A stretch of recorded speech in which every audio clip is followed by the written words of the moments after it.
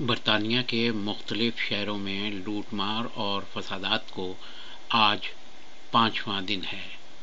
ایسے میں حکومت کے کیے ہوئے اقدامات کے بعد لندن کی حد تک کچھ بہتری نظر آ رہی ہے، تاہم برمنگھم اور مانچسٹر میں حالات مزید خراب ہوئے ہیں۔ لندن کے متعدد علاقوں میں لوگ اپنے علاقوں کی حفاظت کے لیے باہر نکل رہے ہیں۔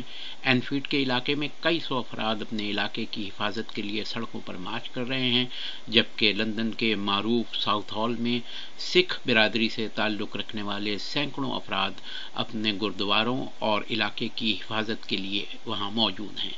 ابھی تک پولیس نے لندن میں 750 افراد کو گرفتار کیا ہے اور ان میں سے صرف 105 افراد پر فرد جرم عائد کی گئی ہے۔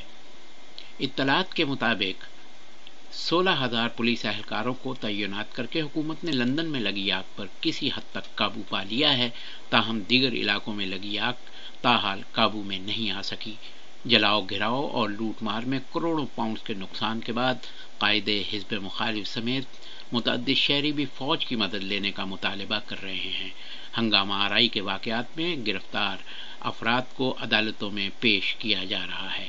لیورپول، نوٹنگھم، برمنگھم کی صورتحال پر قابو پانے کے لیے بھی فوری اقدامات کیے جا رہے ہیں۔ لندن کے متعدد علاقوں میں لوگ ابھی بھی خوف زدہ ہیں اور ایلنگ کے علاقے کو لوگوں کی خریداری کے کھولنے کے لیے پولیس پورے انتظامات کر رہی ہے۔ منگل کو مجسٹریٹ کی عدالت میں پیش کیے جانے والے افراد کی عمریں 20 سال کے قریب تھیں اور ان میں اکثریت ماضی میں کسی مجرمانہ کارروائی میں ملوث نہیں رہی، اور مجسٹریٹ کی عدالت میں پیش ہونے والے زیادہ تر افراد نے اپنے جرم کا اعتراف کیا ہے۔ اسی دوران امریکہ کی حکومت نے برطانیہ سفر کرنے والے اپنے شہریوں کے لیے خصوصی ہدایات جاری کر دی ہیں۔